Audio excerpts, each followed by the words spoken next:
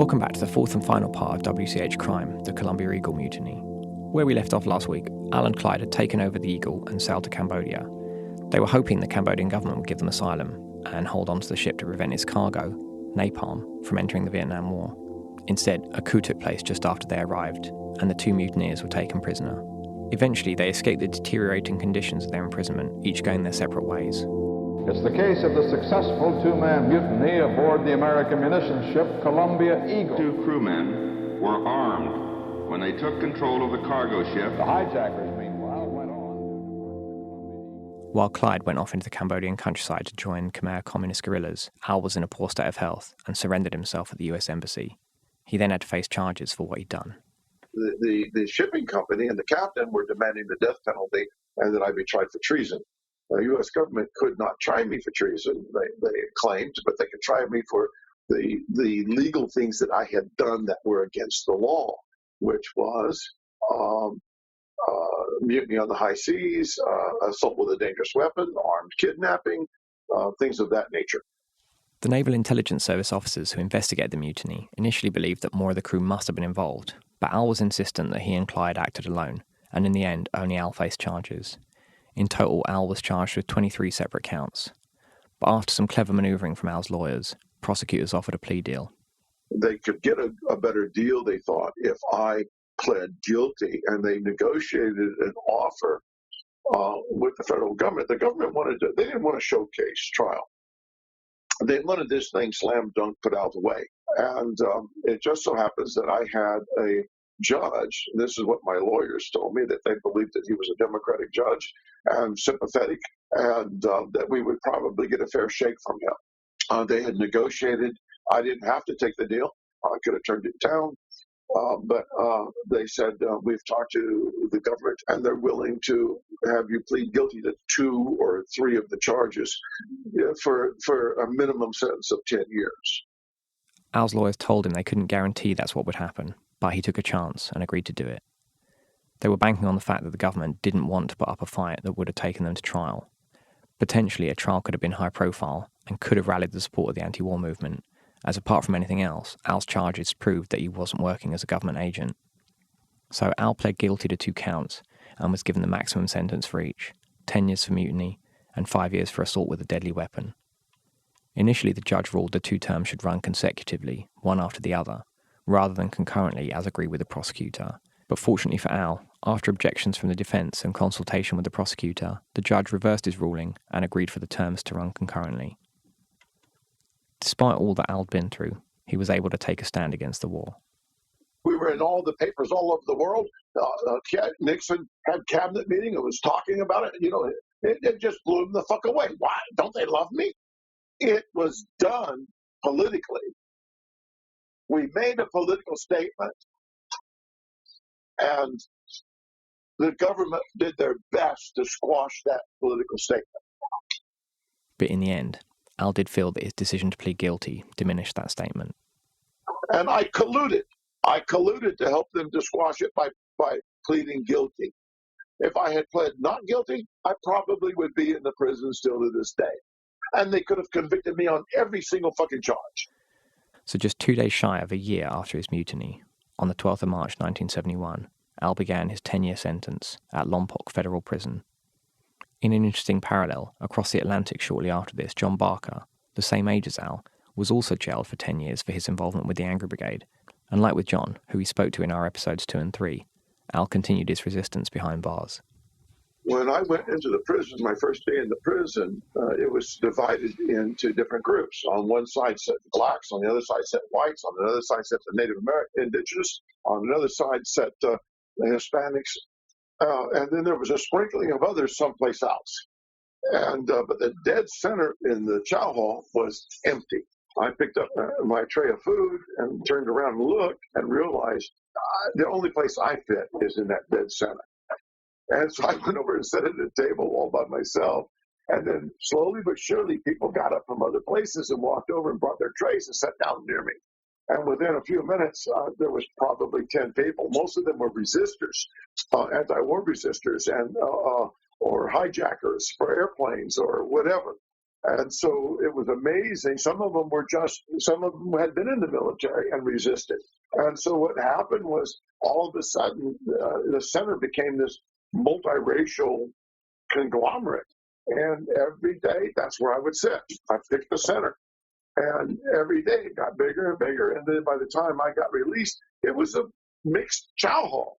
That's not to say that it wasn't totally mixed. There was still segregation going on by themselves, but it was self-chosen segregation. And but it wasn't because of peer pressure. I felt pretty good about that. Well, I actually got some neo-Nazis and some Klansmen to not remove, but to cover their tattoos. That's not easy to do. What happens is you have to build bridges. You have to build connections. You have to have empathy. And you also have to understand their struggles. But more importantly, what I would point out to people continuously from day one, why are you fighting amongst yourselves? You have a common enemy. Your enemy is the person that has put you behind these bars. Your enemy is this institution where these guards are pitting us against each other. You have an enemy, and they are in your face every day. As in London and around the world at that point, social movements on the streets and in workplaces spread to the prisons, where hundreds of participants in those movements were also ending up. Over a period of time, we got improvements in the prison. We were able to get a better canteen. We were able to get a better education, better library. Things started to develop and change. Now, that's not to say that we did that ourselves. Those were certain laws were changed, but we were asking and demanding that they institute those things, that they make them occur. During that time, we started seeing more and more people were being arrested for anti-draft or anti-war. We had Weather Underground in there. They gravitated towards me because I was the first person in there that openly declared himself a political prisoner. There were other people that were a little intimidated to use that phrase. Among the people Al met inside were prisoners of the Black Power movement and others who had been targeted by the FBI counterinsurgency program called COINTELPRO. Los Angeles County Jail has a section, or did, called High Power Maximum Security Death Row. That was the name of it, High Power Maximum Security Death Row. One of the people that came in that they brought there was Elmer Pratt. That's his slave name. His slave name is Elmer Pratt. His nom de guerre is Geronimo. He was, I believe, the Minister of Defense for the Black Panther Party.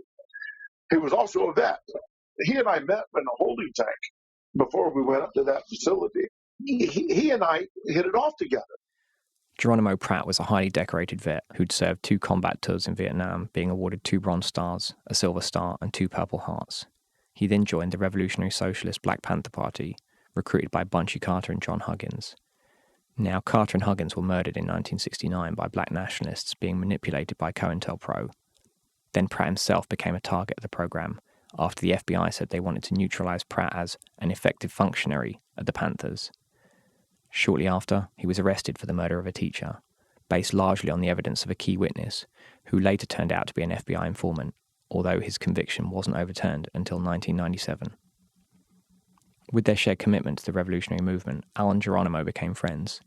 That friendship only strengthened after one day. The guards assaulted Geronimo. He had done something, not any problem at all. He may have talked back to some guard, and they popped his cell open. And they rushed in with a bunch of guards and just beat the fuck out of him and drug him out. And so when this happened and the guards went running down there, I saw who it was that they were dragging out. I stood up at the bars and started cussing the guards and started to tell them, fuck you, you punks, you ain't got no ball. You know what I'm saying? You eat shit for breakfast because you're pigs. You just start dumping on them. When you see someone being drugged out, next thing I know, my cell door's open and they're beating the shit out of me. And they drugged me off. They took him to solitary and they put me in solitary. So we were in cells next to each other in solitary confinement.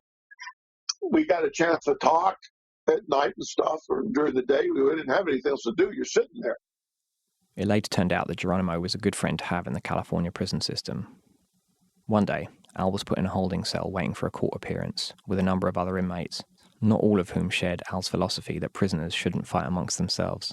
A couple of the blacks, thuggy type guys, started to make a move on me because I was a rather small guy. At which point, I looked up and I saw Geronimo in the next cell, right next to us. And I looked at him and I said, Geronimo. And he looks up at me, and those two guys stopped, and he looked at him, and he said, you all leave this fucker alone.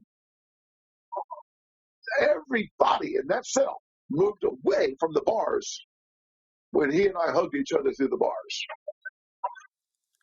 Because of his plea deal, when Al got out of prison, he was still a young man. But Clyde wasn't so lucky. After his escape, Al never saw or heard from him again, and it's only much more recently that researchers found out what happened to him. US military investigators managed to build a likely picture of what happened to Clyde and Larry Humphrey, the military deserter he escaped with.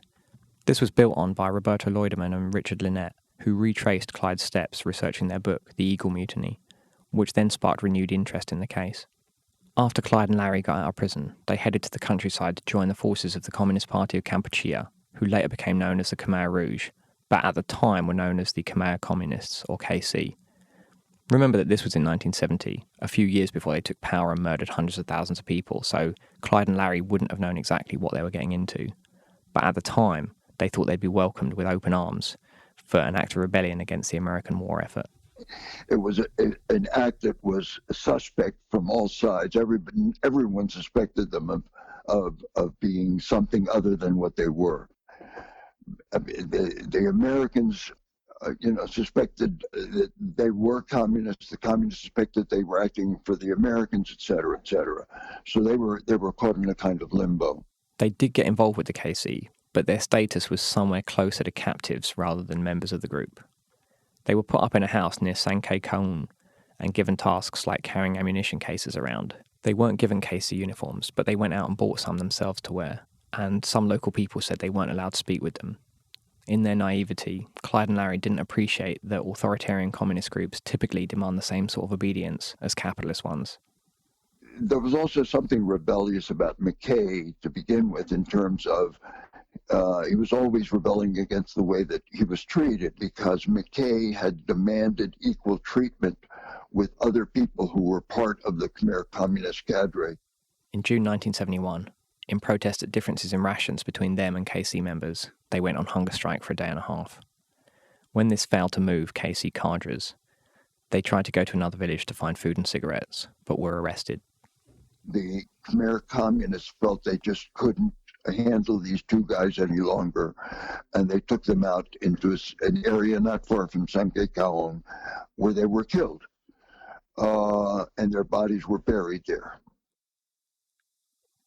There's more to the story of Clyde's remains in the bonus audio for this episode for our Patreon supporters, but the short version is that in 2003, US government investigators DNA tested bone fragments found at the site, and they were positively matched with the DNA of Clyde's mother and sister. The following year in California, Clyde's family were finally able to have a funeral and buried his remains in the family plot.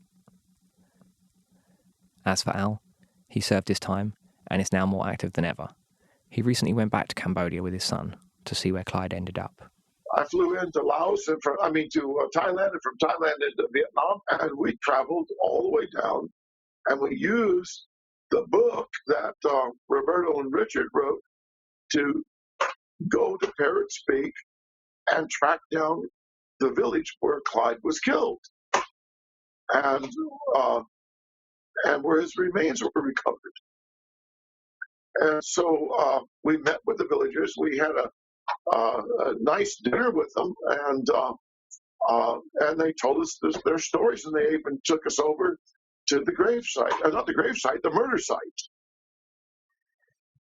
That day in 1970, Al and Clyde were driven to do something extremely brave and extremely dangerous by the extreme circumstances and the dire human cost of the Vietnam War, which Al had seen firsthand. It had devastating consequences for both of them. Al lost his freedom, his family, and nearly his sanity, and Clyde lost his life. And in the end, the napalm made it to Vietnam anyway. But their rebellion did shock US authorities and contribute in a small way to slowing the flow of munitions to the region, and brought the anti-war movement to TV news and newspaper headlines around the world.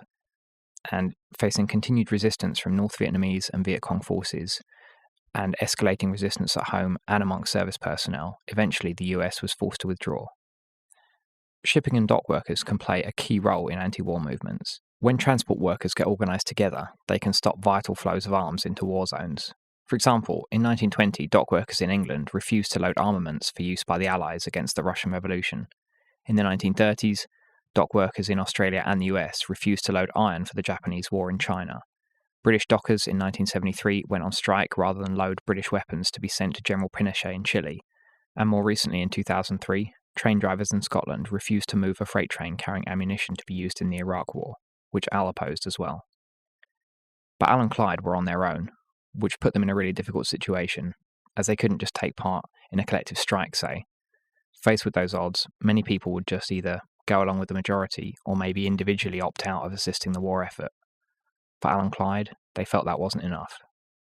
They paid a price for their actions. And was it worth it? For Clyde, we'll never know. But I did ask Al if he had any regrets, and this is what he told me. Fuck no.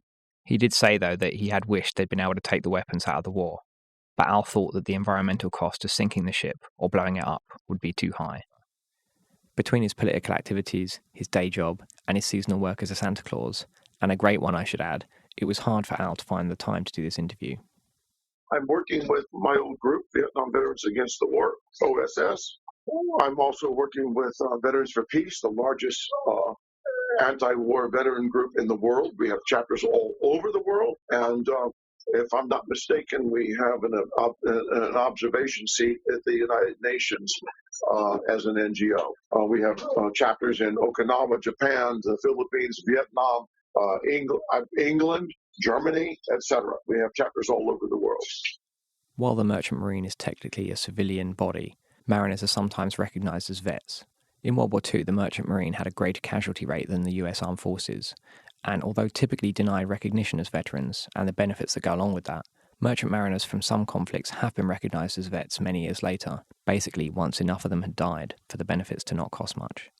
Merchant mariners from the Vietnam War are not formally recognised as vets, although they are by Vietnam Veterans Against the War. And I also work with Military Families Speak Out.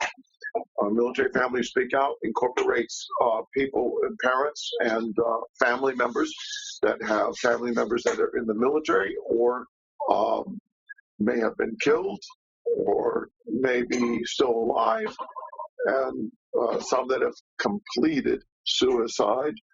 There are currently 20.6 veterans that commit suicide every single day in this country. Just recently, that's the recognized number by the U.S. government. There's no exaggeration, but we suspect it's higher than that because there's lots of veterans that are not taking advantage of the VA programs, and so they're not even, they wouldn't be counted on those records. Just recently, I returned from the silent march that we just did in Washington, D.C. to all the memorials to lay the wreaths that I sent you a picture of, to speak for the 20.6 veterans that commit suicide every day. I carried our national organization flag through the Vietnam, all the way through the Vietnam Memorial, and risking arrest in doing so. So what am I doing today? Does it sound like I'm sitting on my fucking thumbs? So if ever you're in the US one December and you see a Santa Claus, know that it might just be Al, the only living mutineer on an American ship, and his rebellion against war, capitalism and injustice is ongoing. Well, that's it for our first WCH Crime miniseries. We put a lot of hours into it and we hope that it shows. Like we said at the start of the series, we've begun putting a lot more time into this and the Working Class History podcast, taking time off from our day jobs to make them better quality and better researched, and we'll be doing that through 2019. But in the longer term, we'll only be able to continue to invest this amount of time if we increase our number of supporters on Patreon, as we don't have any adverts or corporate donors. So if you value what we do, and you want to support us as well as get early access to episodes and bonus audio, like more information about Clyde's life and disappearance, go to patreon.com/workingclasshistory. If you don't have any spare cash, that's fine. Please just give us a review on iTunes or Apple Podcast, or share our podcast on social media. We've also got links to more information and photos of the mutiny and related individuals in the show notes. Thanks so much to our patrons for making this podcast possible. This episode was written and produced by WCH and Daniel Woldorff. Audio editing by Daniel Woldorff. Music composed by Austin Coulson. We'll be back soon with regular episodes of Working Class History, and WCH Crime will return later in 2019. Catch you next time.